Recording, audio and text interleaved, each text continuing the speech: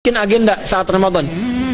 Ya, supaya nggak pusing nanti. Kalau masuk hari pertama apa yang dikerjakan, hari kedua apa yang dikerjakan, subuh apa, siang apa, sore apa. Cuman nanti saya berikan 3 yang pokok ini. Ada 3. 1, meningkatkan sholat. Saya ulang ya, meningkatkan apa? Sholat. Kalau meningkat secara singkatnya berarti bertambah dari yang sekedar fardu, tambah dengan apa? Sunnah. Maka dari sekarang keluarkan semua jenis sholat-sholat sunnah. Keluarkan dari sekarang apa saja, siang dan malamnya. Yang rawatib ada berapa rawatib? Rawatib 12. Ya, rawatib itu yang melekat dengan sholat fardu dan menentukan untuk memperbaiki sholat fardu. Menambah. Jadi kalau kurang khusyuk ditambah dengan sunnahnya disebut rawatib. Bisa sebelum, bisa setelah sholat fardu. Ada 12 dari hadis Nabi sallallahu alaihi wasallam.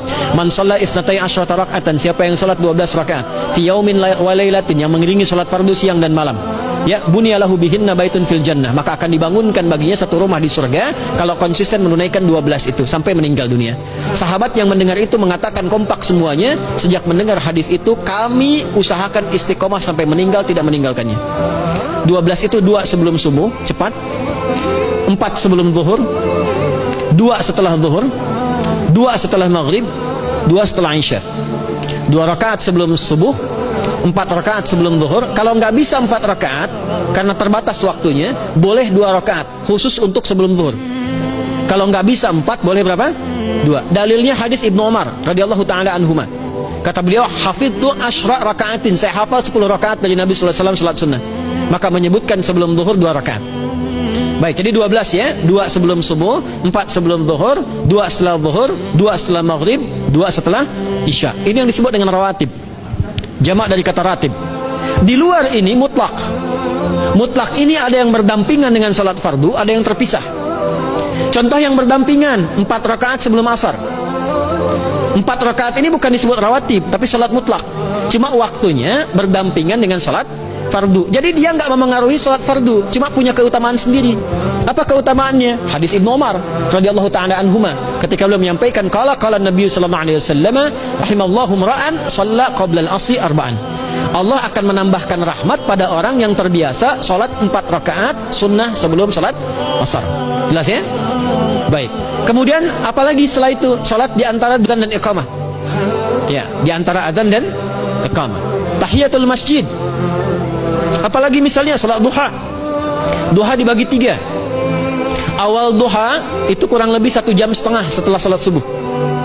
Subuh sekarang misal 4:30, maka jam 6 muncul awal duha. Namanya syuruk. Saya ulang, salat apa namanya? Syuruk itu salat awal duha. Jumlah rakaatnya 2 rakaat. Man sallal ghadata fil jama'ati thumma yaqudu yadhkurullaha subhanahu wa ta'ala fa yusalli rak'ataini fakana alaihi ka ajri umratin wa hajjin, ya ka ajri ummatin wa hajjin tamatan.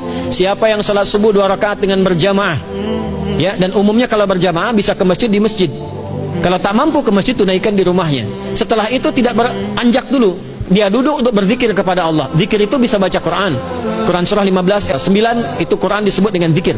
Quran surah 54 ayat 17, 22, 32, 40 itu Quran disebut dengan zikir. Bisa baca Quran, bisa berdoa.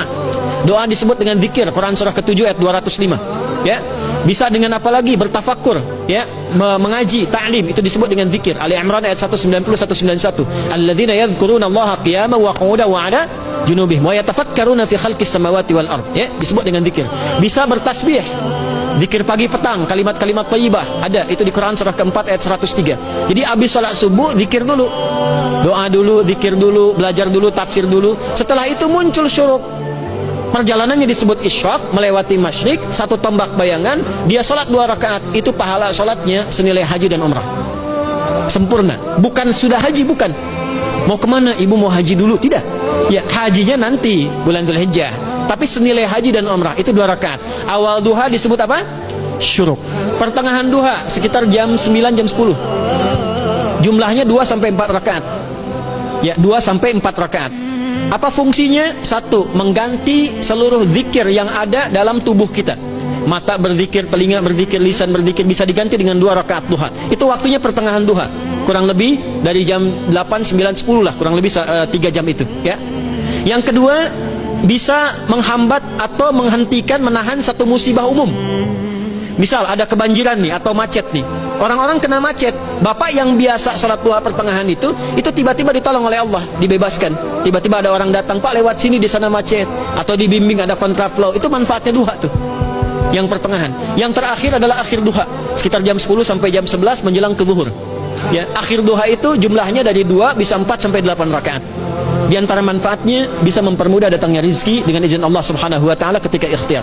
Itu duha. Nanti ke malamnya silahkan tahajud, tingkatkan tarawihnya sampai ditutup dengan witir.